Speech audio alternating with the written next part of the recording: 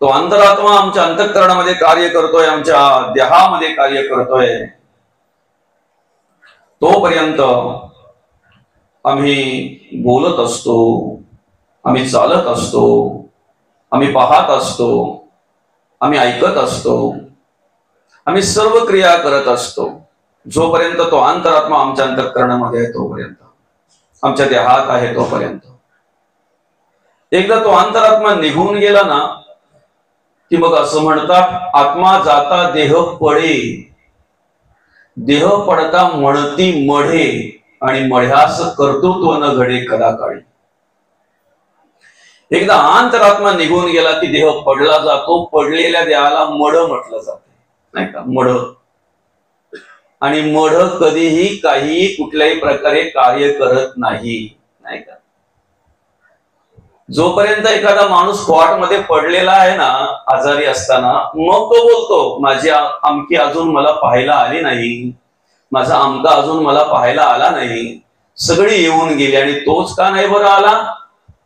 कुठपर्यंत? जोपर्यंत खॉटमध्ये पडलेला आहे, बरं का, आजारी आहे, तोपर्यंत तो बोलत असतो, अमका आला नाही, तमका आला नाही, अमक्याची मला आठवण आले, तमक्याची मला आठवण आले, बरं का. पण एकदा अंतरात्मा निघून गेल्यानंतर पडलेलं मढ कधी बोललंय का? अमुक अजून आला नाही का? अमुक अजून आली नाही का? मग त्याचा विचार आपण करत असतो, तो नाही. पडलेला जो माणूस असतो ना, अर्थात जे मढ असते ना, ते तो विचार करत नाही, त्याच्याकडे तो विचारच नसतो, कोण आलंय कोण नाही आलंय ते. तो विचार आपण करत असतो, अमुक गावची माणसं आली का, अमुक माणसं आली का, बरं का. अर्थात जोपर्यंत अंतरात्मा आहे तोपर्यंत हे सगळं कार्य आपण करत असतो. एकदा अंतरात्मा निघून गेला, एकदा त्या देवाचं सामर्थ्य निघून गेलं की मग मात्र डोळे आमच्या समोर असतात, कान आमच्या समोर असतात, पाय आमच्या समोर असतात, हात आमच्या समोर असतात, सर्वांगाने, देहाने, शरीराने तो माणूस तिथे पडलेला असतो. पण सांगा, काही कार्य घडतंय का त्याच्याकडून? कुठल्या प्रकारचं कार्य घडतंय? नाही ना. म्हणून अंतरात्मा आहे तोपर्यंत आपण त्याची ओळख घ्यायची आहे, त्याचं कार्य करायचं आहे. आत्मा निघून गेल्यानंतर तुमच्या देहाचं काय होतं याच्याशी काय आवश्यकता आहे बरं? बरोबर आहे की नाही? अंतरात्मा निघून गेल्यानंतर देहाचं काय झालं? काहीही होऊ द्या ना, काहीही होऊ द्या, आत्मा असताना देहाने काय केलं ना, हे महत्वाचं आहे, हे महत्वाचं आहे, बरं का. आणि म्हणून या ओवीवर अर्थपूजा बांधण्याआधी ज्या निमित्तानं आपण या ठिकाणी ही प्रवचन सेवा आयोजित केलेली आहे, आपल्या या आनगाव गावातील, बरं का, हे जाधव परिवार, आणि या जाधव परिवाराच्या आमच्या ताईसाहेब अर्थात कैलासवासी मनीषा मनोहर जाधव, ताईसाहेबांना शनिवार दिनांक 5 जुलै 2025 रोजी देवाज्ञा झाली. त्यांचं अल्पशा आजाराने निधन झालं. आणि त्यांच्या उत्तर कार्यांच्या निमित्तानं आज आपण या ठिकाणी ही प्रवचन सेवा आयोजित केलेली आहे. ताईसाहेबांच्या पश्चात त्यांची 2 मुलं विशाल दादा आणि कृतिका ताई, हा संपूर्ण जाधव परिवार, बरं का. त्याचप्रमाणे ताईसाहेबांचं माहेर गवाडी परिवार, अपतेष्ट मित्र परिवार, आपल्या सर्वांवर एक मोठं दुःखाचं सावट पसरलेलं आहे. कारण अतिशय दुःखद घटना या ठिकाणी घडलेली आहे, अतिशय दुःखद घटना या ठिकाणी घडलेली आहे. काय झालं, परवा चालता चालता माझ्या पायामध्ये चमक आली, जोराची चमक आली. आणि चमक आल्यानंतर काय झालं, घाबरलो मी. आता पाय माझा अगदी एकदम असं वाटलं की निकामीच होतोय की काय. थोडं मनामध्ये एक वेगळ्या प्रकारचा विचार आला, काय काय काय काय असं. मग असं काही झाल्यानंतर माणसाच्या मनामध्ये वेगवेगळ्या प्रकारचे विचार येतात ना, चांगले नाही, तो बरा होईल किंवा काय असं नाही. मग त्यावेळेला विचार काय येतात, अरे बापरे, पायात अगदी ताकदच नाही राहिली, चमक आली जोरात, आता पाय टेकवतच नाही, काय होतंय मी काय नाही, असा एक विचार माझ्या मनामध्ये आला. आणि एकदम एकदम असा दुःख वाटलं माझ्या मनाला, बरं का. त्याच वेळेला माझ्या हातामध्ये मोबाईल होता आणि मोबाईल चालता चालता मला एक व्हिडिओ पाहायला मिळाली. त्या व्हिडिओ मध्ये असं होतं, एक लहान मुलगा होता, साधारणतः जास्तीत जास्त 10 ते 12 वर्षाचा मुलगा असेल, 10 ते 12 वर्षाचा मुलगा, हो 12-13 वर्षाचा मुलगा असेल. दोन्ही हात नाहीयेत त्याला माऊली इथून. हे जे आपलं पंजा आहे ना, दोन्ही हाताचे पंजे नाहीत त्याला, एवढेच हात. त्या छोट्या हातांनी तो विटा थापत होता. जे विटा थापणारी मंडळी असतात ना, त्यांचा मुलगा असेल तो, त्या दोन्ही छोट्या हातांनी तो विटा बनवत होता, विटा थापत होता, विटांना आकार देत होता. ते गाणं आहे बघा, दुनिया में कितना गम है, मेरा गम कितना कम है. माणसाच्या आयुष्यामध्ये भगवंताने दुःख दिलेलं आहे. दुःखाशिवाय माणूसच नाही. आहे का कोणी सुखी येते? मी भरपूर सुखी आहे, माझ्या आयुष्यात दुःखच नाही, असं कोणी आहे? पण ते दुःख किती असावं यालाही मर्यादा आहे ना. दुःख किती असावं यालाही मर्यादा आहे ना. दैवजात दुःखे भरले दोष ना कुणाचा, पराहे ना आहे जगती पुत्र मानवाचा. भगवान श्रीराम प्रभूंना सोन्याच्या सिंहासनावर बसायचं, राजगादीवर बसायचं, आणि रात्रीचीच गेम झाली. सकाळी त्यांना कुठे जावं लागलं? वनवासाला जावं लागलं. ज्या वेळेला आमच्या भोवती असं काही दुःख येत असते ना, त्यावेळेला असे दृष्टांत आम्ही ऐकत असतो, अशा काही कथा आम्ही ऐकत असतो. त्याच्यातून प्रेरणा मिळत असते, स्फूर्ती मिळत असते, दुःख सावरण्याचं सामर्थ्य मिळत असते. पण प्रत्यक्ष ज्याच्या भोवती हे दुःख प्राप्त झालेलं असतंय, ज्याला ते दुःख मिळालेलं असते, प्राप्त झालेलं असते, ज्याच्या आयुष्यात ते दुःख आलेलं असतंय, आम्हाला बोलणं सोपं आहे. ते दुःख सहन करण्यासाठी भगवंत त्यांना सामर्थ्य देव. पण काय दुःख आहे त्या दोन लेकरांनाच माहिती असेल. आपलं आई जाण्याचं दुःख काय आहे. किती दुःख असावं एखाद्याच्या आयुष्यामध्ये. ते लेकर लहान लहान असतानाच 2014 साली 10 वर्षापूर्वी पितृछत्र हरपलं. बाबाची सावली दूर झाली. बाबाची माया, बाबाचं मार्गदर्शन, बाबाचा आधार देत देत माऊलीने त्या लेकरांना वाढवण्याचं, जगवण्याचं, मोठं करण्याचा प्रयत्न केला.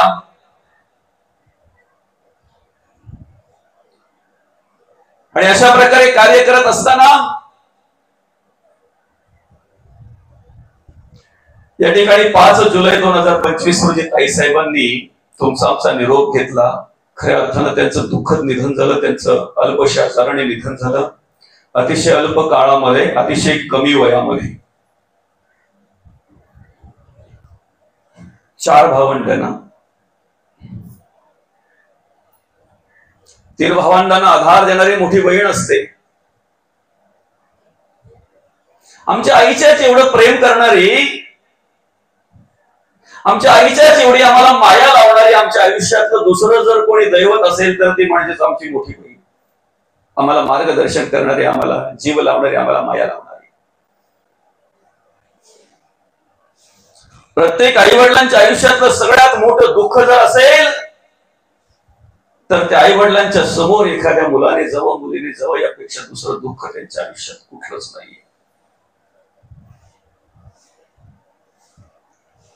ज्या ठिकाणी आम्ही कार्य करतो, या हिंदुस्थानची संस्कृती एवढी श्रेष्ठ आहे की एकदा काय आम्ही लग्नाच्या वेळेला, लग्न विधीच्या वेळेला 7 फेऱ्या फिरत असताना एकदा एकमेकाला वचन दिली की शेवटच्या श्वासापर्यंत एकमेकाचा आधार म्हणून जगण्याचं वचन आम्ही त्या ठिकाणी एकमेकाला देत असतो. शेवटच्या श्वासामध्ये, श्वासापर्यंत पतीच्या दुःखात दुःख मांडणार, पतीच्या सुखात सुख मांडणार. जिथे पती तिथे मी, आणि पत्नीच्या दुःखात दुःख मांडणार, पत्नीच्या सुखात सुख मांडणार. जिथे माझी पत्नी तिथे मी. दोन ओढक्यांचे होते सागरात भेट, एक लाट तोडी दोघा पुन्हा नाही गाठा. मला काय माहिती आमच्या आयुष्यामध्ये अशी एखादी लाट निर्माण होते की ती लाट आल्यानंतर दोन्ही ओढकी दुभांगली जातात, एवढी दुभांगली जातात की काही केल्या पुन्हा त्यांची गाठ पडत नाही. क्षणिक तेवी आई बाळा मेळ माणसाचा, दोष ना कोणाचा, दोष ना कोणाचा. दुःख तर प्रत्येकाला आहे, दुःख तर प्रत्येकाच्या वाट्याला आहे, पण खऱ्या अर्थानं आयुष्यामध्ये प्राप्त झालेल्या दुःखाला सामोरे जाऊन ते दुःख सहन करून जगण्याचा मार्ग शोधणं हे आमचं कर्तव्य आहे. जगण्यासाठी मार्ग निर्माण करणं हे आमचं कर्तव्य आहे. आणि म्हणून ज्यांच्या उत्तर कार्यांच्या निमित्ताने या ठिकाणी आपण ही प्रवचन सेवा आयोजित केलेली आहे, या अनगाव गावातील हे जाधव परिवार आणि जाधव परिवाराच्या ताई, अर्थात या लहान लहान विशाल आणि कृतिका या मुलांची आई, त्याचप्रमाणे गवाले परिवारातील मुलगी आणि जाधव परिवाराची सून कैलासवासी मनीषा मनोहर जाधव ताई साहेबांना 5 जुलै 2025 रोजी देवाज्ञा झाली. त्यांचं अल्पशा आजाराने निधन झालं आणि त्यांच्या उत्तर कार्यांच्या निमित्ताने या ठिकाणी आपण ही प्रवचन सेवा आयोजित केलेली आहे. या ठिकाणी भगवंत आपल्याला जाणीव करून देतात की नरदेह हा मुक्तीचा मार्ग आहे, नरदेह हा मोक्षाचा मार्ग आहे, मुक्तीसाठी मोक्षासाठी मिळालेलं साधन आहे. पुनरपि जननम पुनरपि मरणम पुनरपि जननी जठरी शयनम. माऊलींच्या भाषेत सांगायचं म्हटल्यानंतर उपजे ते नासे आणि नासे ते पुनरपि दिसे, हे खटिका यंत्र तैसे परिभ्रमेगा. बरं का, येणं जाणं आहे. किती मोठा फेरा आहे, 84 लक्ष जीवयोनीचा फेरा आहे. एक नरदेह जर वगळला, एक नरदेह जर बाजूला केला तर 83,99,999 योनी, एवढा मोठा फेरा आहे. हा फेरा चुकवायचं साधन हा नरदेह आहे. या रहाड गाड्यातून मुक्त होण्याचं साधन हा नरदेह आहे. आणि म्हणून आम्ही काय करायचं आहे, मनुष्य देहामध्ये आल्यानंतर अंतरात्मा जोपर्यंत आहे तोपर्यंत सत्याची ओळख घ्यायची आहे.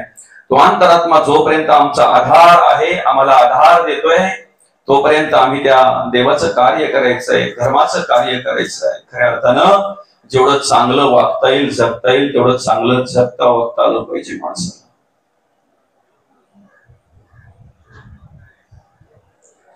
आणि मग आम्हाला जर मुक्तीचा मार्ग हा नरदेह आहे, मोक्षाचा मार्ग जर हा नरदेह, मोकळा होण्यासाठी जर हा नरदेह दिलेला आहे, तर मग त्यासाठी आम्हाला अतिशय गरजेचं आहे ते म्हणजेच मार्गदर्शन. मार्गदर्शन महत्वाचं आहे, ज्ञान महत्वाचं आहे ना. प्रत्येक गोष्ट करायची म्हटल्यानंतर त्या गोष्टीचं ज्ञान पाहिजे की नाही माणसाला. नाही, आता समजा या ठिकाणी सगळ्या प्रकारच्या मशिनी बसवलेल्या आहेत. बऱ्याचशा ठिकाणी असं होतंय ऑपरेटरच गायब असतो, बरेचशा ठिकाणी होत आहे असं. आपल्याला जमेल का ते? किती छान सिस्टीम लागले बघा. जमेल हे आपल्याला? ऑपरेटर पाहिजे ना, त्याचं ज्ञान असलेला माणूस पाहिजे की नाही. याचा सुद्धा ऑपरेटर आहे ना, ऑपरेट करणारा सगळ्या गोष्टी. चाले हे शरीर कोणाचे, सत्य कोण बोलवी तो हरिविणा, देखवी आय कवी एक नारायण तयाचे भोजन सोपनाता. माणसाची देव चालवी अहंता, मीची एक करता म्हणून नये, वृक्षाचेही पान हाले त्याची सत्ता, राहिली अहंता मग कोठे. आम्हाला ज्ञान हवं असतंय, कसं जगावं कसं वागावं हे आम्हाला कळलं पाहिजे. जोपर्यंत कळत नाही ना तोपर्यंत त्याला पुढे कशा पद्धतीने वागायचं जगायचं हे जमत नाही ना. कळलं पाहिजे, ते ज्ञान प्राप्त झालं पाहिजे. आमची तिजभर पोटाची खळगी भरण्यासाठी आम्ही गेली 12-15 वर्ष त्या ठिकाणी शिक्षण घेत असतो. कशासाठी? मुळाक्षरांची ओळख व्हावी, बराखडीची ओळख व्हावी, अंकगणित यावेत आम्हाला. पहिली पासून ते अगदी MA, BA, MA, MCOM, BCOM, BSc, MSc काय असेल ते कॉलेजचाच आपण विचार करूया. त्याच्या पुढे काय असेल आपलं डिप्लोमा, डिग्री काय XYZ काय असेल ते, हे सगळं आम्ही करत असतो. कशासाठी बरं? त्याचं कारण काय? तेवढंच ना. मग आयुष्य जगण्यासाठी आम्हाला शिक्षण नको घ्यायला? आम्हाला शिकायला नको? आयुष्याचा मार्ग क्रमण करण्यासाठी आम्हाला ते ज्ञान प्राप्त करून घ्यायला नको? घ्यायला पाहिजे ना. मार्गदर्शक पाहिजे, मार्गदर्शक पाहिजे. चारही बाजूने भिंत असलेल्या, अशा बंद असलेल्या भिंत आणि एकच गेट फक्त बाहेर पडायला, अशा त्या ग्राउंड मध्ये, मोकळ्या ग्राउंड मध्ये एक दृष्टीहीन असलेला, अर्थात आंधळा मनुष्य गेला. दृष्टीहीन असलेला तो मनुष्य त्या ठिकाणी गेला. आता त्या मोकळ्या भव्य दिव्य असलेल्या अशा त्या ग्राउंडच्या बाहेर पडण्याचा तो प्रयत्न करतोय माऊली. पण तिथे जातोय तिथे तो त्या भिंतीला धडकतोय, जातोय तिथे भिंतीला धडकतोय. बरं, इकडे धडकला पूर्वेकडे, लगेच पश्चिमेकडे जातोय सरळ चालत. पश्चिमेकडे बराच वेळ चालला की परत त्या भिंतीला धडकतोय. असं बराच वेळ तिथे चालू होता. नेमका एक सत्पुरुष त्याला त्या ठिकाणी भेटला. त्यांना आवश्यकता नसते ह्या ग्राउंड मध्ये यायची, सत्पुरुषांना, संतांना, पण जगाच्या कल्याणात संताच्या वेळ होती. तुमचं आमचं कल्याण करण्यासाठी, तुम्हाला मार्गदर्शन करण्यासाठी या नरदेहामध्ये आणि या संसारामध्ये आणि या प्रपंचामध्ये आणि या सृष्टीमध्ये त्या संतांना कार्य करावं लागतंय. ते साधू पुरुष त्यांना भेटले, ते सत्पुरुष त्यांना भेटले आणि त्या साधू पुरुषांनी सांगितलं, त्या सत्पुरुषांनी सांगितलं, तुम्ही इकडे तिकडे चाच पडताय, तुम्ही इकडे तिकडे जाताय, मी केव्हापासून पाहतोय. तुमचा हा अट्टहास कशासाठी सुरू आहे? तुम्ही काय शोधताय? आता इथे प्रत्येक जण प्रत्येकाच्या विचाराप्रमाणे शोधत असतो. प्रत्येक जण आपापल्या जीवनाचा मार्गक्रमण करत असताना प्रत्येकाच्या विचाराप्रमाणे शोधत असतो ना. तुम्ही कशासाठी जीवन जगताय? तुमचा उद्देश वेगळा असेल, माझा उद्देश वेगळा असेल, यांचा उद्देश वेगळा असेल. प्रत्येकाचा उद्देश वेगळा आहे. प्रत्येकाची धावपळ जी चालू आहे ते वेगवेगळ्या कारणास्तव चालू आहे ना. वेगवेगळं काहीतरी मिळावं म्हणून चालू आहे की नाही धावपळ? म्हणून मग त्या सत्पुरुषांनी त्या माणसाला विचारलं, त्या गृहस्थाला विचारलं, दादा दृष्टीहीन आहात का? हो, दिसत नाही. मग तुम्ही काय शोधताय इथे? कशासाठी इकडे तिकडे धावपळ करताय? मी पाहतोय केव्हापासून तुम्ही जाऊन त्या भिंतीला धडकताय, परत मागे फिरताय, परत काही अंतरावर चालताय, पुन्हा तुम्हाला ती भिंत धडकते, भिंतीला तुम्ही धडकताय. काय चालू आहे काय? त्यावेळेला त्यांनी सांगितलं, मला इथून मोकळं व्हायचं आहे, मला इथून सुटायचं आहे. प्रत्येकाच्या आयुष्यामध्ये जेव्हा जेव्हा संतांची भेट होते ना, तेव्हा तेव्हा आपण नम्रपूर्वक त्यांना हीच विनंती केली पाहिजे, मला इथून सुटायचंय, मला इथून मोकळं व्हायचंय. प्रत्येकाने नम्रपूर्वक तीच विनंती केली पाहिजे.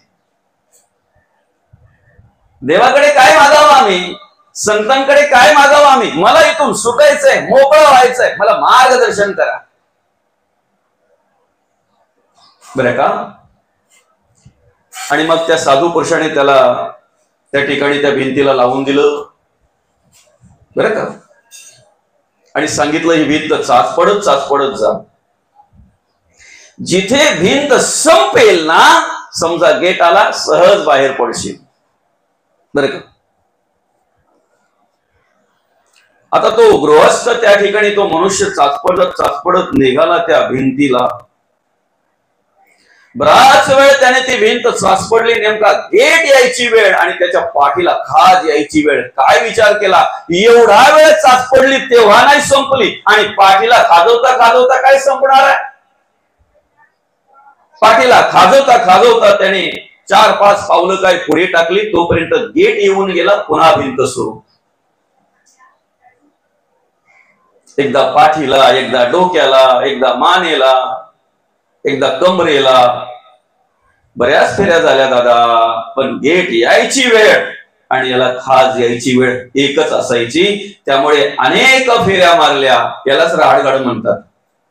यालाच म्हणतात पुनरपि जननम पुनरपि मरणम पुनरपि जननी जठरी शयनम. यालाच म्हणतात उपजे ते नाशे आणि नासे ते पुनरपि दिसे, हे घटिका यंत्र तैसे परिग्रहणेगा. मार्गदर्शन करणारा भेटतोय ना आम्हाला, पण मध्येच गेट यायची वेळ. नरदेह हा 83,99,999 योनीतून मुक्त होण्याचा गेट आहे. समजतंय ना? गेट यायची वेळ आणि आम्हाला विषयांची खाज येते.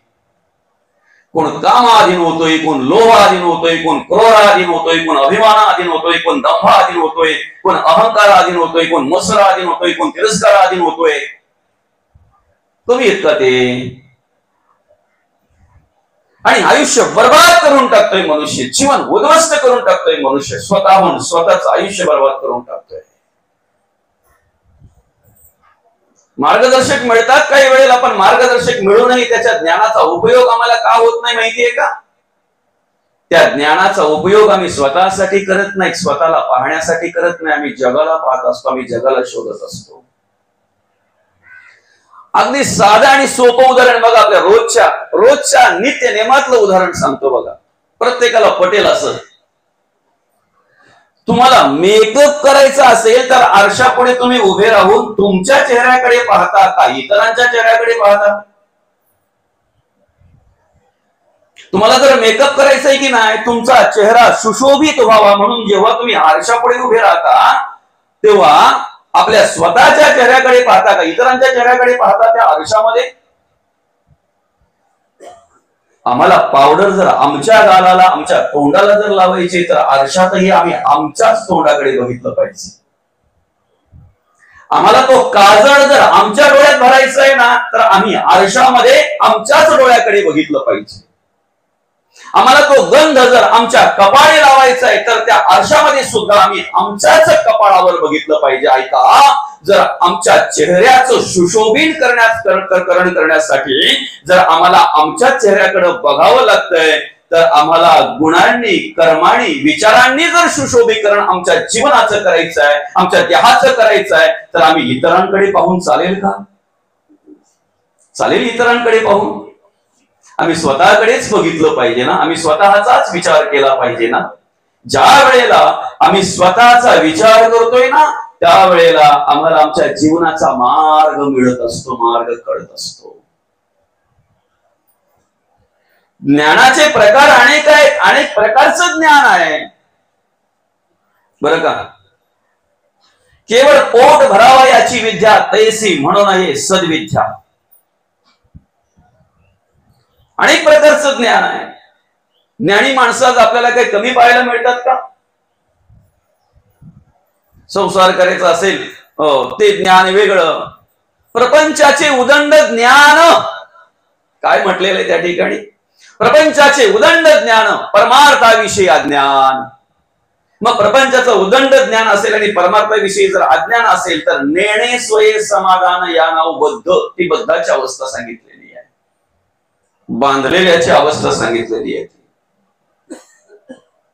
प्रत्येक गोष्टीचं ज्ञान असावं लागतंय, प्रत्येक गोष्टीचं. पण ज्ञान आणि आत्मज्ञान याच्यामध्ये खूप फरक आहे. ज्ञान आणि आत्मज्ञान याच्यात फरक काय? ज्ञानाचं लक्षणच सांगत असताना काय म्हटलेलं माहितीये का? ऐक ज्ञानाचं लक्षण, पहिलं ऐकणं हे ज्ञानाचं लक्षण आहे. काय समजतंय का? ऐकणं हे ज्ञानाचं लक्षण आहे. ऐक ज्ञानाचे लक्षण. ज्ञानाची लक्षणं आम्हाला ऐकायचीच आहेत, पण सर्वप्रथम ऐकणं हे ज्ञानाचं लक्षण आहे. अर्जुनाने विनंती केली देवाला, देवा मला झुंजायचं आहे, मला युद्ध करायचं आहे. ठीक आहे, पण कोणाशी युद्ध करायचं आहे? मला जरा समोर बघू द्या तर खरं, कोण कोण आहेत ते.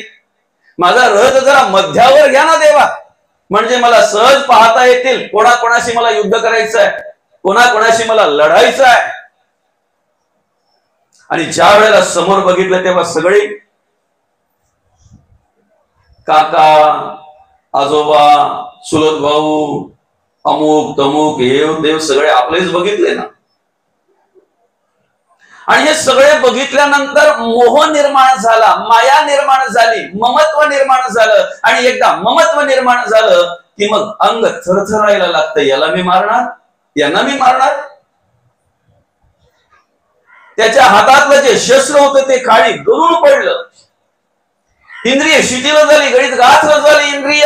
आणि अर्जुन म्हणतो, देवा माझी इंद्रियच म्हणतायत आता हे काम मला करून चालणार नाही, कारण हात माझे थरथरतायत, पाय माझे थरथरतायत, डोळ्यात तर पाहायची पण इच्छा नाही, मनामध्ये ती कल्पना पण करवत नाही युद्धाची यांच्या बरोबर. मग त्यासाठी ते ममत्व, ती आसक्ती, ती माया दूर करण्यासाठी भगवंताने त्याला सांगितलं, ऐक. बरं का, असं काही वेगळं काही केलं नाही तिथे, काही अशी राखाडी वगैरे आणली काय, विभूती काय काय म्हणतात ते. चला आता अर्जुन तर पडलाय, अर्जुन तर असा घरीच जात्र झालाय, आता याच्यात शक्ती येण्यासाठी मग असं काही केलं का देवाने? ऐक, इंद्रिय जे जे म्हणते ते त्याची पुरुष जे करते ते तरलेची न करते विशेषण. हे शरीर जाते यादवे, हे नाशिवंत स्वभावे, म्हणून तुवा झुंजावे पंडुकुमारा. अरे दादा, तुला कार्यकरण कार्य करायचंय, कार्य करणारा मी आहे, तू आहो का खातो? मी आहे ना, मारणारा मी आहे. कार्यकरण तुला पुढे केलेलं आहे, हे कार्य करणारा मी आहे. आपला विषय आहे ऐकायला लावलं, ऐकायला सांगितलं, ऐकण्यातूनच ज्ञानाची प्राप्ती झाली, ऐकण्यातूनच ज्ञानाची प्राप्ती झाली. आता आम्हाला जर ऐकायचं आहे ना, तर सर्वप्रथम आम्ही आमचा अहंकार बाजूला ठेवला पाहिजे. आमच्या ज्ञानाचा, आमच्याकडे जे काही पांडित्य असेल, आमच्याकडे जे काही ज्ञान असेल, आमच्याकडे जे काही असेल ना, त्याचा अहंकार जो असेल तो बाजूला ठेवला पाहिजे, अभिमान जो असेल तो बाजूला ठेवला पाहिजे. कारण अहंकाराने अभिमानाने आम्हाला कधीच श्रवण होत नाही. काय म्हणतात संत? कथा होती तेथे जावे, दुरी दिनासारखे बैसावे. मला काहीच येत नाही असं बसावं, मला काहीच येत नाही असं बसावं, पण तेथील सकळ हरत्र घ्यावे अंतर्यामी. ऐका, नम्रतेने श्रोता जर श्रवण करत असेल ना, तर काही वेळेला अहंकार या वक्त्यापेक्षा पण तो श्रेष्ठ आहे. नम्रतेने जर श्रोता श्रवण करत असेल ना, तर अहंकारी वक्त्यापेक्षाही श्रोता श्रेष्ठ आहे. म्हणून आम्हाला जर ऐकायचंय तर आम्ही पहिले काय केलं पाहिजे? आमचा अहंकार, आमचा अभिमान बाजूला ठेवला पाहिजे. आम्ही नम्रतेने श्रवण केलं पाहिजे, देवाला प्रार्थना केली पाहिजे, देवा हे प्रवचन फक्त माझ्यासाठी आहे, तिकडे तिकडे काय आवश्यकताच नाही, याचं हे आहे, त्याचं ते आहे, याने असं केलं त्याने तसं, हे माझ्यासाठी आहे, त्याचा उपयोग सगळ्यांनाच आहे. गीता कोणासाठी मांडली? गीतेवर निरूपण कोणासाठी केलं? भगवान श्रीकृष्णांनी अर्जुनासाठी ना. काय उत्तम दृष्टांत देत आहेत माऊली त्याच्या ते हे पटवून देण्यासाठी. माऊली म्हणतायत, गाय दूध देते वासराला, बिना वासराची दूध देते का गाय? वासरू आहे तीच गाय दूध देते ना. मग आपला विश्वास आहे की नाही? 100% जर वासरू आहे तीच गाय जर दूध देते, तर गाय 100% दूध कोणासाठी देते? वासरासाठी. पण त्याचा उपयोग आम्हालाही होतो ना. गीता अर्जुनाला जरी ऐकवली असेल, गीतेवर निरूपण अर्जुनासाठी जरी केलं असेल, तरी अर्जुन निमित्त आहे.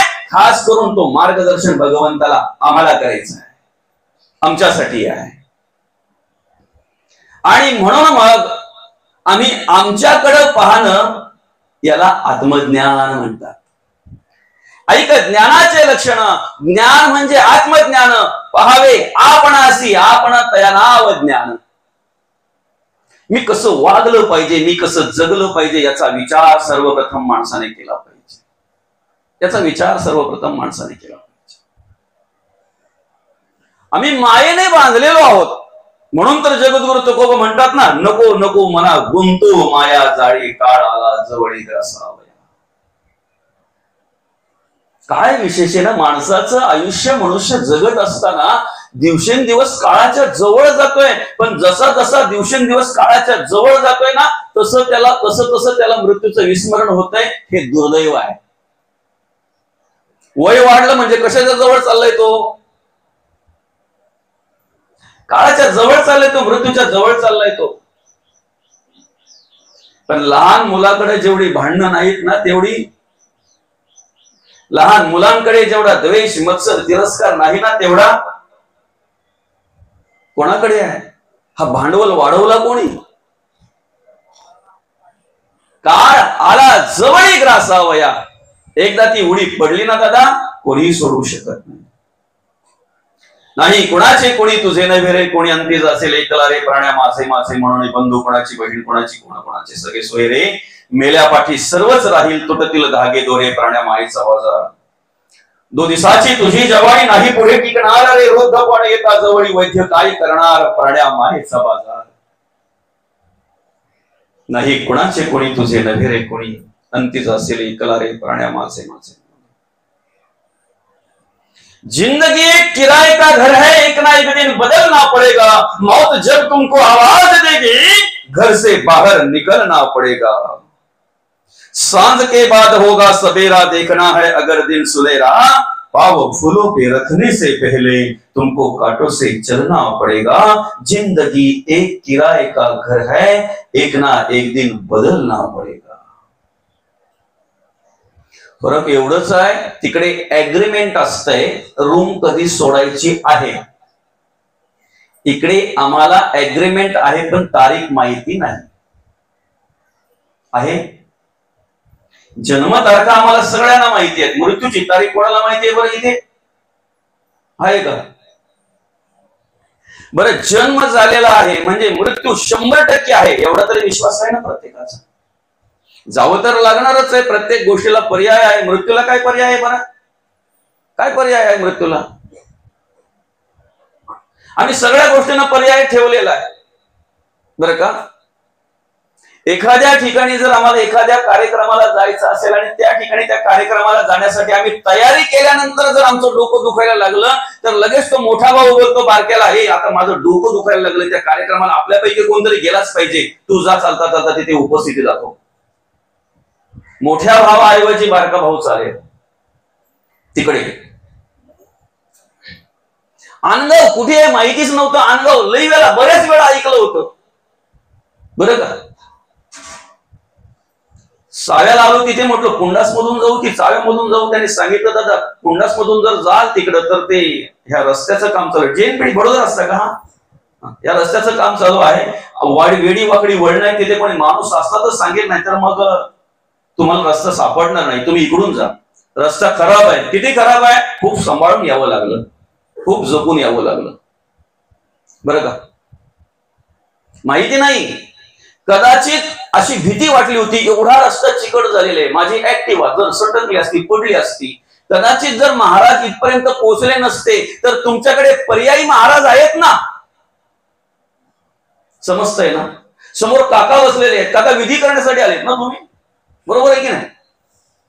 समजा काकांना ताप आला असता, काहीतरी अडचण निर्माण झाली असती, दुसरे काका कोणतरी पर्यायी असतीलच आपल्याकडे, नाही का काका? किंवा काकांनी कोणाला तरी पाठवलं असतं पर्यायी, बाबा मला काही जाता येणार नाही, तिथे तुम्ही जाऊन तेवढी ती विधी करून घ्या, जरा मला झरकावलंय, जरा कसकसलंय मला.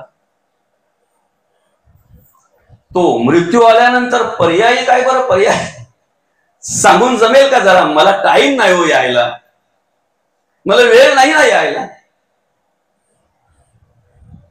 राजा असता मृत्यूला लक्ष कोटी कबूल झाला तरी सोडेना तयाला मृत्यू. काही ऐका, त्या ठिकाणी काहीच चालत नाही, बहाणा चालत नाही.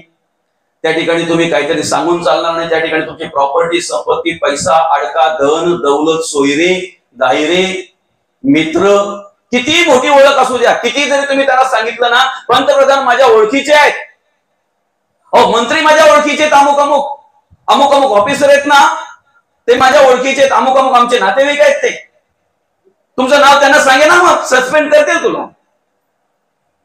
तो यम म्हणेल त्यांना पण मी येणार आहे, फक्त उशीर आहे, थोडा वेळ आहे म्हणेल ना तो, का नाही? बरं का? कोणालाही नाही, पर्याय नाही, मृत्यूला पर्याय नाही. अनेक ठिकाणी अनेक गोष्टींना पर्याय आहे, मृत्यूला पर्याय नाही. फक्त आम्ही एवढं स्मरणात ठेवलं पाहिजे, जन्म झालेला आहे, मृत्यू 100% सत्य आहे. ऐका, जन्म आणि मृत्यू याच्या मधला काळ त्याला आम्ही आयुष्य म्हणतोय. आयुष्य किती असावं हे आपल्या हातात आहे. आयुष्य किती असावं हे आपल्या हातात आहे का? का परवा माझं एका ठिकाणी प्रवचन झालं, 103 वर्ष त्या आईने काम केलं, कार्य केलं. किती? 103व्या वर्षी या जगाचा निरोप घेतला एका आजीने. आश्चर्य वाटलं मला. 22 नातू, 28 पंटू, 7 मुलं. आजीच्या आधी 3 मुलं गेली, 1-2 सुना गेल्या, जाऊही गेला. 103 वर्ष या ठिकाणी त्या आईने कार्य केलं. तुम्हा आम्हाला आहे गॅरंटी 100 तरी पूर्ण करू? आहे का काही? रात्री मिटलेले डोळे सकाळचा सूर्योदय पाहतीलच याची गॅरंटी नाही आमची, याचीही गॅरंटी नाही आहे. आयुष्य किती असावं ते आमच्या हातात नाहीये, पण ऐका, आयुष्य कसं असावं ते आमच्या हातात आहे. आयुष्य कसं असावं ते आमच्या हातात आहे. किती जगला याला महत्व नाहीये, कसा वागला याला महत्व आहे, कसा वागला याला महत्व आहे. हे संतांचं चरित्र ज्या वेळेला आपण ऐकलं त्यावेळेला आश्चर्य वाटतंय की ज्या वेळेला आम्हाला काही कळत नव्हतं, काही माहिती नव्हतं, त्यावेळेला संतांनी कार्य करून त्या कार्याला पूर्णविराम दिलेला आहे. कार्य करून कार्याला पूर्ण, आपल्या आयुष्याला त्या ठिकाणी अर्थात त्या कार्याला पूर्णविराम दिलेला आहे. एक माऊलींचा जर आपण विचार केला, माऊली ज्ञानोबांचा 16व्या वर्षी भावार्थ दीपिका अर्थात ह्या ज्ञानेश्वरी ग्रंथाची रचना केली. वयाच्या 16व्या वर्षी हिंदवी स्वराज्य संस्थापक राजे शिवछत्रपतींनी वयाच्या 16व्या वर्षी तोरणा केल्यावर पहिलं स्वराज्याचं तोरण बांधलं. वयाच्या अवघ्या 16व्या वर्षी. 9 वर्षाची मुक्ताई 3 देवांना उपदेश करते. त्रिदेव जननी म्हटलेला आहे तिला, त्रिदेव जननी म्हटलेला आहे. 1400 वर्ष तपश्चर्या करणाऱ्या चांगल्या महाराजांना उपदेश करत असताना तीच 9 वर्षाची मुक्ताई म्हणते, उलट उलट माघारा गडी या फिर होते खासी, भरला पूर माईचा लोंढा वाहून या जासी. हे भव नदीचे पाणी रे गड्या मोठ ओढीते, भल्या भल्या पोहणारास उलथून पाडिते. तीच माझी मुक्ताई संत शिरोमणी नामदेव महाराजांना उपदेश करत असताना म्हणते, जयास अखंड पांडुरंगाचा संग का अहंकार केला नाही. तीच माझी 9 वर्षाची मुक्ताई ज्या वेळेला ताटी लावून बसली माऊली ज्ञानोबा, त्यावेळेला दादाला उपदेश करत असताना म्हणते, योगी पावन मनाचा साही अपराध जनाचा, ताटी ओढा ज्ञानेश्वरा, ताटी ओढा ज्ञानेश्वर. अवघ्या 42 वर्ष कार्य केलं जगद्गुरु तुकोबांनी. 1608 ते 1650 कार्यकाळ जगद्गुरु तुकोबांचा. 4-4.5 हजार अभंग आम्हाला दिले, गाथा दिली आम्हाला. एक विचार जर केला, 42 वर्षाचं जे कार्य आहे, आज त्यापेक्षा जास्त आयुष्य ज्यांना लाभलेलं आहे त्यांनी त्या चरित्रावर, त्यांनी त्या कार्यावर विचार करावा. आम्ही 50चे होईपर्यंत, 42, 50, 60चे होईपर्यंत आम्ही काय केलंय बरं? कमीत कमी हाताला तरी लागली का ती गाथा? आमच्या हाताला तरी लागली का? 16व्या वर्षी जर मौली ज्ञानोबा ज्ञानेश्वरीची रचना करतायत, आम्ही 60चे होऊनही जर आमच्या हाताला अजून ज्ञानेश्वरी लागली नसेल, तर आमच्या जीवनावर, आमच्या आयुष्यावर, आमच्या जगण्यावर आम्ही विचार करायला नको का? विचार करायला नको?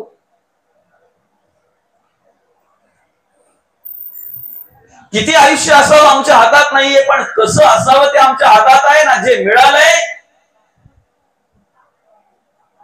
काय म्हणतात माहितीये का आयुष्याबद्दल सांगत असताना, आयुष्य ही रत्नपेटी.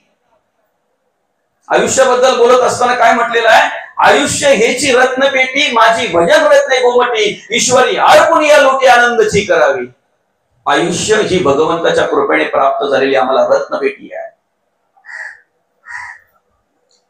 हा नरदेव आज मिळालाय, उद्या मिळेलच याची गॅरंटी नाही, पुढे मिळेलच याची गॅरंटी नाही. आजचा दिवस आपण पाहतोय, आजचा दिवस आपण अनुभवतोय, उद्याचा दिवस अनुभवूच, उद्याचा दिवस पाहूच, ही जर गॅरंटी नसेल तर ऐका, मिळालेल्या आयुष्यामध्ये आम्ही भगवंताचं नामचिंतन केलं पाहिजे, नामस्मरण केलं पाहिजे, देवाचं देशाचं धर्माचं कार्य केलं पाहिजे. भगवंताने या ठिकाणी जन्माला घालताना प्रत्येकाला वेगवेगळ्या प्रकारच्या कला दिलेल्या आहेत, वेगवेगळ्या प्रकारचे गुण दिलेले आहेत. तुम्हाला जे जमतंय ते मला जमणार नाही, मला जे जमतंय ते याला जमणार नाही, याला जे जमतंय ते त्याला जमणार नाही. प्रत्येकाला वेगवेगळे गुण दिलेले आहेत. त्या गुणांचा वापर स्वतःसाठी मनुष्य करत असतो, स्वार्थासाठी मनुष्य करत असतो. ऐका, भगवंताच्या कृपेने प्राप्त झालेल्या गुणांचा वापर स्वतःसाठी आणि स्वार्थासाठी उपयोग करण्यासाठी कोणालाही मार्गदर्शन करावं लागत नाही, कोणालाही सांगावं लागत नाही. तो आपोआप ते बरोबर चालाखीने त्याचा त्या सगळ्याचा वापर करत असतो. पण ऐका, भगवंताने दिलेल्या गुणांचा वापर आणि कलेचा वापर जर देवाच्या देशाच्या आणि धर्माच्या कार्यासाठी जर करायचा असेल तर आम्हाला श्री गुरूंचं मार्गदर्शन पाहिजे, आम्हाला संतांचंच मार्गदर्शन पाहिजे. जी कला गुण आमच्याकडे आहे त्याचा वापर देवा देशासाठी आणि धर्मासाठी कसा करायचा.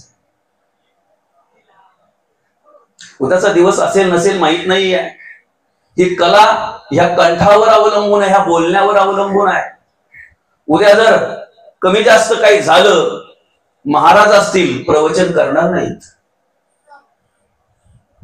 मग देवाला एकच सांगणं पाहिजे, देवाला एकच मागणं पाहिजे देवाकडे, देवा जोपर्यंत हा देह धडधाकट आहे ना, जोपर्यंत सगळी इंद्रिय धडधाकट आहे ना, तोपर्यंत सगळ्या इंद्रियांनी तुमचं कार्य केलं पाहिजे.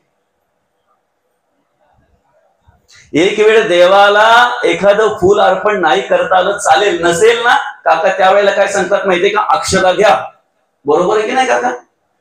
फळं नसतील ना, ठीक आहे, अक्षता घ्या. ऋतुकालो भव पुष्पम समर्पयामि, नानाविध फलम समर्पयामि.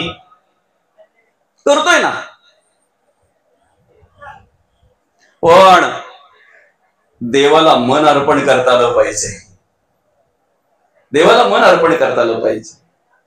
ज्या वेळेला तुम्ही पूजेला बसताय ना, त्यावेळेला सगळ्या प्रकारची साधन सामुग्री आहे, फळं मोठी आहेत, फुलं चांगल्या प्रकारचे आहेत, हार आकर्षक आहेत, सगळं काही आहे. पण मन जर तुमचं ठिकाणावर नसेल ना, तुम्ही जर असे आवले बावले जर असाल ना, तर पूजा सांगणाराही वैतागतो. यजमानाचं लक्ष नसेल तर आपण सटकतंय ना थोडं. सगळं काही बरोबर आहे, त्याने सगळं साधं संगीत आणलेलं आहे, डबल टिबल सामुग्री आहे सगळी, पण मन ठिकाणावर नाही त्याचं. आणि ऐका, काहीही जरी नसेल, जे त्याच्या परिस्थितीप्रमाणे जी काही साधन सामुग्री असेल ते असेल, पण त्याचं मन जर व्यवस्थित त्या ठिकाणी त्या पूजेमध्ये जर रममाण झालं असेल ना, तर ती पूजा करणाऱ्यालाही आनंद आहे आणि करून घेणाऱ्यालाही आनंद आहे. मनहा मोगरा अर्पणी ईश्वरा, पुनरपी संसारा येणे नाही. मन देवाला अर्पण करायचंय, कारण देवाला काय आवडतंय ना याची यादी 12व्या अध्यायामध्ये देवाने दिली. बरं काय म्हणतात देव, मयेव मन अदस्व मय बुद्धी निवेशयः निवेशिष्यसि मयव आता रोधवन संशयः. भगवंत म्हणतात, मन माझ्या ठिकाणी अर्पण कर, बुद्धी माझ्या ठिकाणी स्थिर कर, म्हणजे काय होईल, मरणोत्तर तू मला येऊन भेटशील, तुला ऊर्ध्वगती प्राप्त होईल. मयेव मन अदस्व मय बुद्धी निवेशयः, याच्याने काय होईल, निवेशिष्यसि मयव आता रोधवन संशय. आम्ही मनाने पूजा केली पाहिजे, आम्ही मनाने देवाचं नामस्मरण केलं पाहिजे. ते सगळं करत असताना आमचं चित्त ठिकाणावर पाहिजे, आमचं मन ठिकाणावर पाहिजे. नेमकं झालंय काय माहितीये का मौली, आम्ही मायेने बांधलेलो आहोत, आम्ही अज्ञानाने बांधलेलो आहोत, आम्ही अंधश्रद्धेने बांधलेलो आहोत. स्वतः बांधलेला माणूस किती जणांना मुक्त करू शकतो बरं? स्वतः बांधलेला माणूस किती जणांना मोकळा करू शकतो? पोहणाराच गुचक्या खातो, तो इतरांचं काय काढू पाहतो. जे मोकळे आहेत ना, त्या संतांना शरण जा, तुम्हाला आम्हाला मोकळं व्हायला वेळ लागणार नाही, बरं का. किती वर्ष आम्ही प्रयत्न केला म्हणजे आमच्याकडून परमार्थ घडेल, भक्ती घडेल, देवाचं नामस्मरण घडेल, देवाची कृपा आमच्यावर होईल. एका नदीमध्ये एक नावाडी रोज ती नाव हाकायचा. संध्याकाळ, अगदी अगदी अगदी संध्याकाळ, असं आपण म्हणतो थोडा अंधार. आमच्याकडे त्याला म्हणतात साचेद्दा पराचा टाईम. तुमच्याकडे काय बोलतात? अंधार. बरोबर ना ताई? थोडासा अंधार पडत जातो ना, त्यावेळेला तो काय करायचा, ती नाव किनारी लावायचा आणि निघून जायचा. रात्रीचे काही प्रवासी नसायचे आणि रात्रीचे नाव हाकणं पण त्याला योग्य जमत नव्हतं. आता नेमका तो निघून गेल्यानंतर एक तिघे जण आले तिथे. हाका मारतात तर नावाडी तिथे नाहीये. विचार करायला लागले, पलीकडे तर जायचंय, महत्वाचं आहे, अर्जंट आहे, जावंच लागणार आहे, काही करून पोचावंच लागणार आहे. तेवढ्यात नावेकडे लक्ष गेलं त्यांचं. अरे नावाडे नसलं म्हणून काय झालं, नाव तर आहे ना, नाव तर आहे ना, बसले ना नावेमध्ये. आणि नावेमध्ये बसल्यानंतर ते तिघे विचार करायला लागले, तो माणूस आहे ना, आपण माणूस नाही का, तो हाकू शकतो, वल्ले मारू शकतो, आपण नाही का वल्ले मारू शकत, तो जर नाव हाकू शकतो तर आपण नाही का हाकू शकत. आणि लागले ते वल्ले मारायला. एक थकला की दुसरा, दुसरा थकला की तिसरा, तिसरा थकला की परत पहिला, पहिला थकला की दुसरा. अशा प्रकारे ते वल्ले मारत मारत मारत मारत बातांच्यात पण रममाण झाले ते. पण मध्ये मध्ये त्यांच्या बाता अशा चालू असताना बोलायचा, काय रे नेहमी 1 तासातच किनारा येतो, अर्ध्या तासातच किनारा येतो, आता 4-5 तास झाले आपण वल्ले मारतोय. अरे येईल ना, आपली नाव इकडे तिकडे जात असेल, इकडे तिकडे फिरत असेल, तुम्ही मारा, आपल्याला पोहोचणं गरजेचं आहे. आणि ते वल्ले मारता मारता मारता मारता पहाट झाली. पहाट झाल्यानंतर तो नावाडी तिथे आला. त्याने हाक मारली, दादा काय करताय? तेव्हा त्यांनी मागे वळून बघितलं, जिथे बसलो होतो तिथेच आहोत, जिथे बसलो होतो तिथेच आहोत.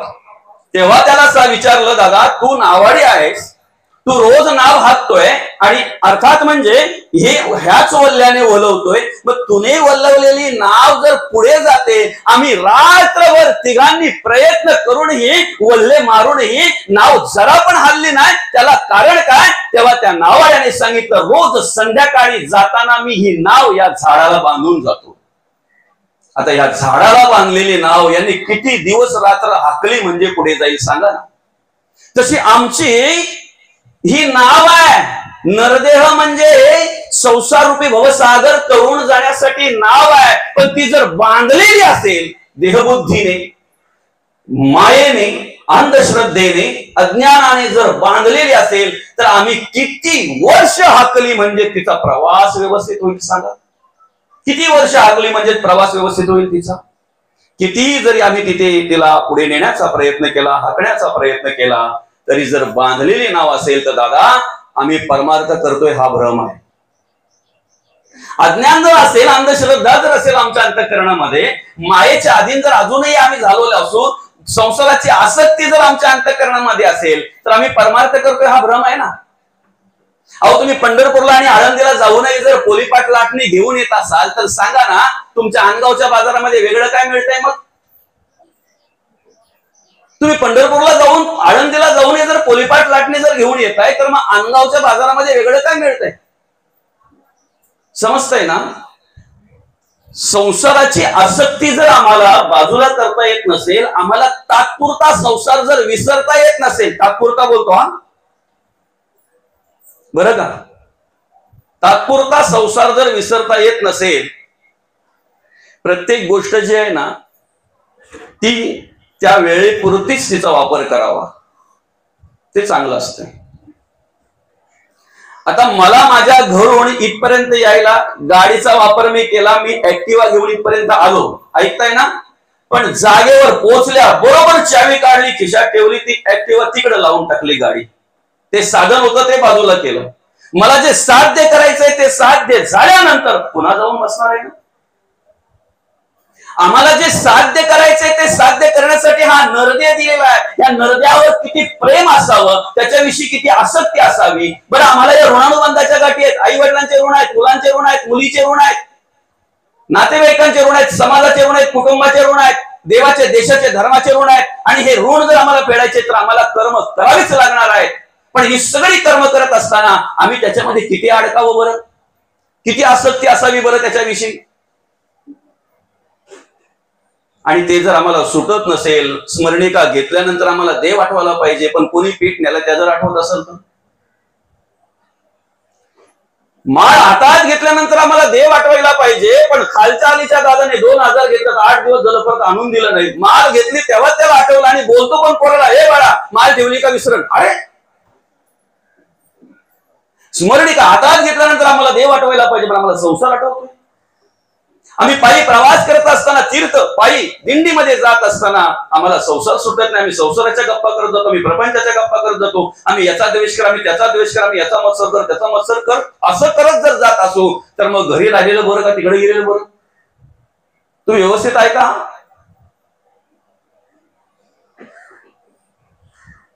अर्थात आम्हाला जर संसार जराही जर सुटत नसेल, जराही जर विस्मरण होत नसेल, तर आम्ही परमार्थ करतोय हा आमचा भ्रम आहे.